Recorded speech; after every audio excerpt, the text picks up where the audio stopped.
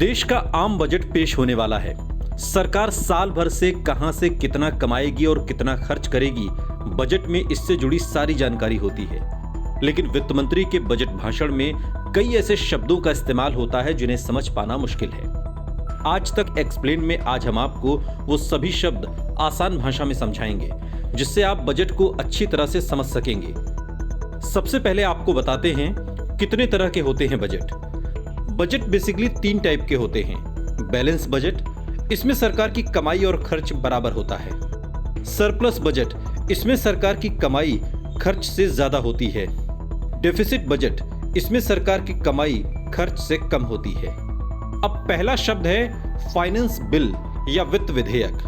Budget पेश होने के बाद सरकार संसद में फाइनेंस बिल पेश करती है। इसमें सरकार की कमाई के तमाम स्रोतों का ब्यौरा होता है। एप्रोप्रिएशन बिल यानी विनियोग विधेयक। फाइनेंस बिल के साथ एप्रोप्रिएशन बिल भी संसद में पेश किया जाता है। इसमें सरकार अपने खर्चों की जानकारी सदन में रखती है। बजट एस्टिमेट या बजट अनुमान, आने वाले फाइनेंशियल ईयर में सरकार जो खर्च और कमाई का अनुमान बताती है उसे बजट एस्टिमेट कहते हैं। फिस्कल डेफिसिट या राजकोषीय घाटा, इसका मतलब है कि सरकार की कमाई कम है और खर्च ज्यादा, यानी सरकार घाटे में है और उसे फिस्कल डेफिसिट कहते हैं। फिस्कल सरप्लस या राजकोषीय मुनाफा, फिस्कल डेफिसिट से ठीक उल्टा, यानी सरकार की कमाई ज्यादा है और खर्च कम, सरकार फायदे में है, उसे फिस्कल सरप्लस कहते हैं। रेवेन्यू डेफिसिट या राजस्व घाटा, रेवेन्यू डेफिसिट मतलब सरकार ने कमाई का जो टारगेट सेट किया था उतनी कमाई नहीं हुई। अगला शब्द है कंसोलिडेटेड फंड या समेकित निधि। सरकार जो कमाती है, उधार की राशि या सरकारी कर्जों पर मिला ब्याज, सब कुछ कंसोलिडेटेड फंड में जाता है। आमतौर पर सरकार के सभी खर्चे इसी फंड से किए जाते हैं। इन पैसों को निकालने के लिए संसद की मंजूरी जरूरी होती है। कंटिजेंसी फंड या आकस्मिक निधि, सरकार आकस्मिक हालातों में जिस फंड से पैसा निकालती है उसे कंटिजेंसी फंड कहते हैं।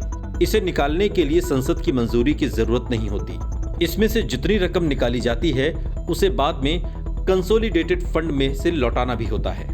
पब्लिक अकाउंट, इस फंड में वो सारे पैसे आते हैं जो सरकार को एक बैंकर के तौर पर मिलते हैं, जैसे प्रोविडेंट फंड, छोटी बचत योजनाओं से मिली रकम। सरकार इसमें से भी अपने खर्चों के लिए पैसे निकाल सकती है और इसके लिए संसद की मंजूरी लेने की जरूरत नहीं होती।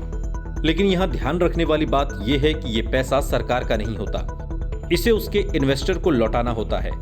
इसलिए सरकार इस फंड यानी पब्लिक अकाउंट में से एक सीमा तक ही पैसा निकालती है।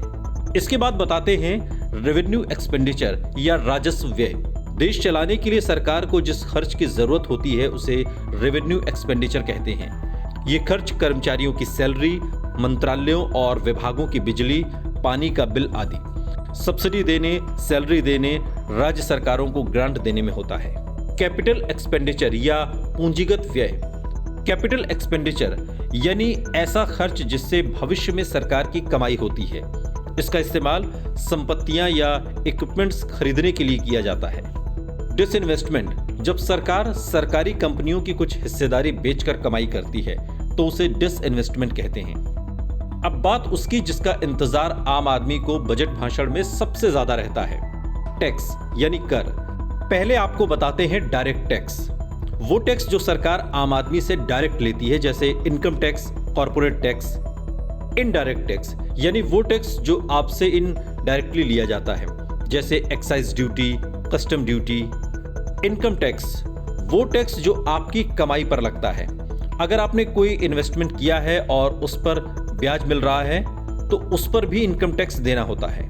कॉर्पोरेट टैक्स, कंपनियों को अपनी कमाई पर जो टैक्स सरकार को देना होता है उसे कॉर्पोरेट टैक्स कहते हैं। एक्सेम्पशन, ये टैक्स पेयर्स की वो इनकम जो टैक्स के दायरे में नहीं आती, यानी इस पर कोई टैक्स नहीं लगता। ये वीडियो आपको कैसा लगा कमेंट सेक्शन में हमें जरूर बताएं। साथ ही ऐसे और वीडियोस के लिए सब्सक्राइब करें हमारा YouTube चैनल आज तक।